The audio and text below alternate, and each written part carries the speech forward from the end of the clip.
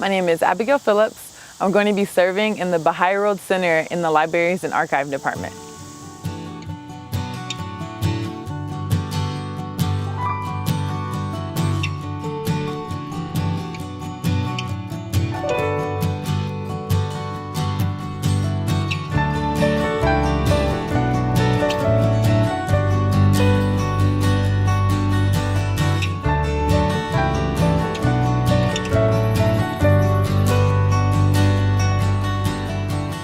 The first time I ever heard of the Baha'i faith was spring semester 2016. I was walking through the campus center and saw the booth that the Baha'i Club had set up.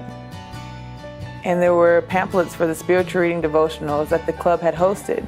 Can I go again?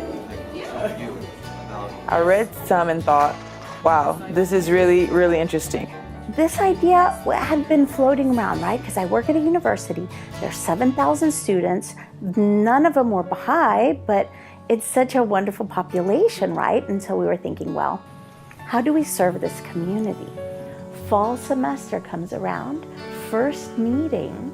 There were 10 students that came. It was very encouraging that there was so much interest.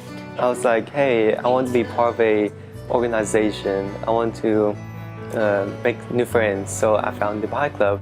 I would say that this Baha'i Club has given me a new way of thinking, how religion works together and what they believe in, how it affects everyone in their daily life. When I went to the first meeting, I remember thinking, wow, they really do practice what they say. When I saw that everyone at the Baha'i Club was different religions, the president was Protestant Christian, the vice president was Baptist, the secretary was Catholic, and the media officer was Methodist. And the first day I came to the first meeting, we read different kind of prayer belong to different kind of religion, from Buddhist, Christian, Muslim faith. It was almost like meeting an old friend. I think the Baha'i faith connects people in a sense that when you have that common understanding, it's almost as if you've always known each other.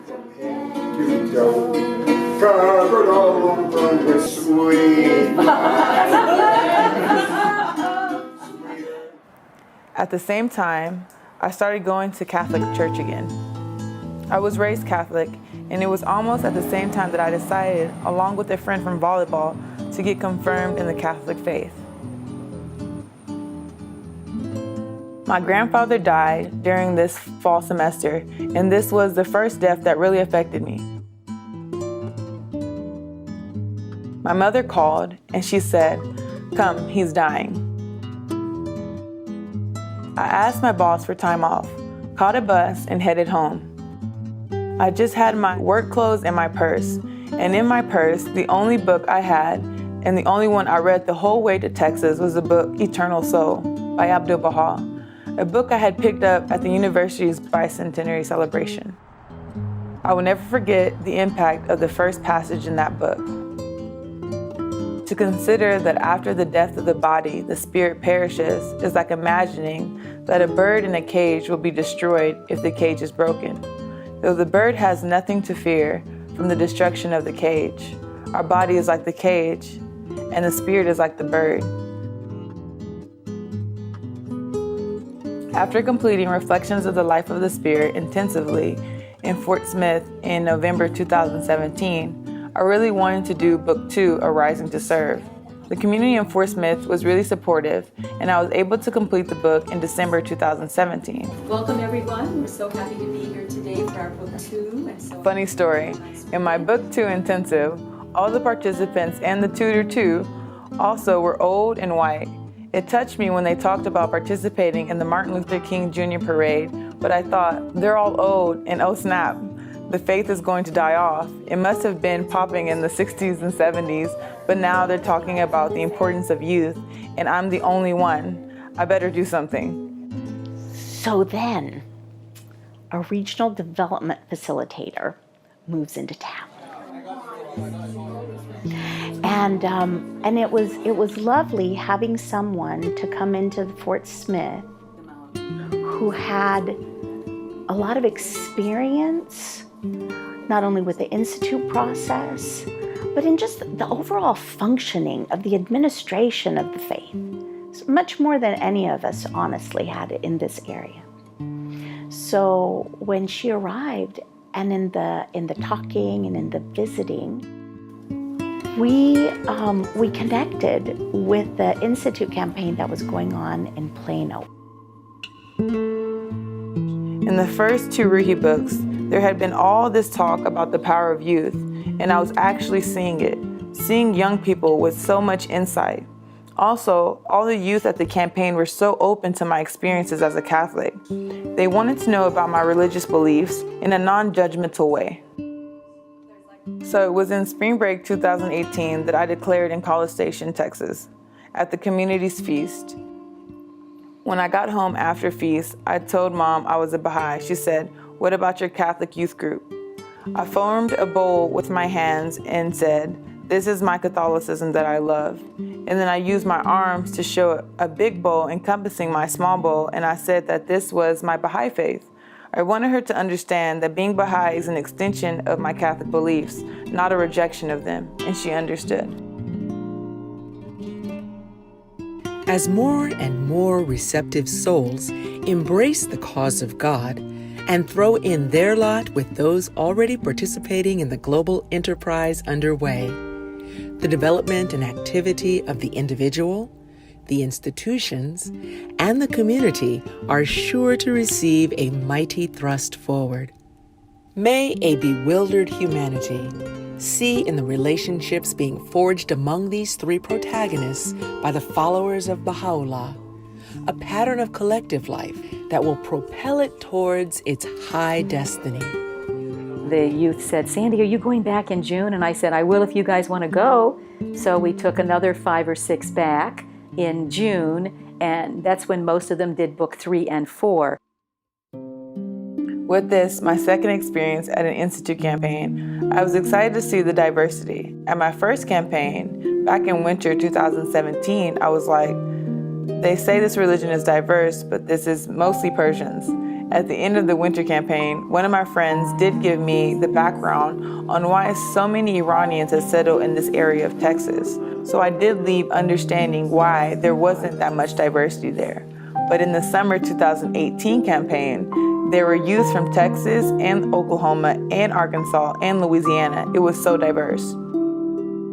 We found out that there was a community in Houston that really wanted a Homefront pioneer. We initially were like, let's keep her here, let's keep her here. But we knew that we didn't have the growth yet happening in this community to give her the experience that she needed in this path of service that she was embarking upon. We just didn't have it. So we talked with the auxiliary board member for the Houston area. Baha'is and people from the wider community are the ones who have power of action. They are the ones who can serve. No institution can do this. So to release this power of action in individuals, I feel is one of the most important and sacred parts of the service of the auxiliary board member. While serving in Nottingham, that was going to be exposed to different races. So one of my roommates were Iranian and another roommate was white, and I'd never lived with anyone that wasn't of my own race. And so having patience to understand different cultures and different backgrounds, and that there's really no such thing as common sense. We all come from different walks of life, and so we all have different expectations or different understandings of how things should be done. And so serving with people of different races really helped me to understand, okay, we needed to create unity in our own home so that whenever we bring people in from the wider community, they see us in harmony. So in her year of service in Houston, she's acquired some wonderful experience. So she came back to Fort Smith to share that with us because we're in the process of finding a focused neighborhood. I heard one of the opportunities you can do to serve God was in the Baha'i World Center.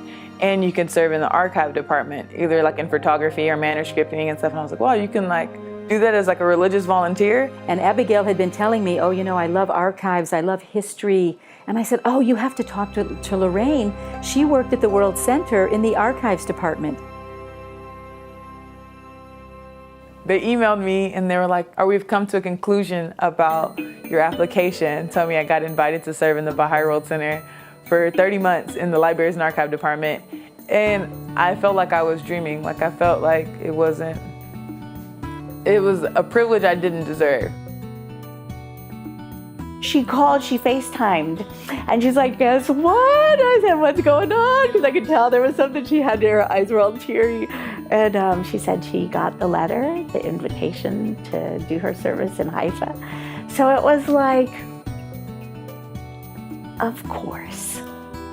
Still a little bittersweet, you know, going to miss her a little bit, but, you know, it's such an amazing opportunity. You know, it's not how long you're a Baha'i, really.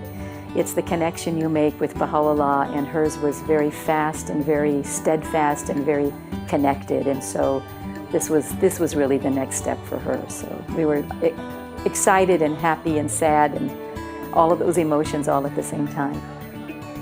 2.5 years, we'll have a hard time recognizing her when she gets back. I think she's going to grow in ways that we can't even imagine.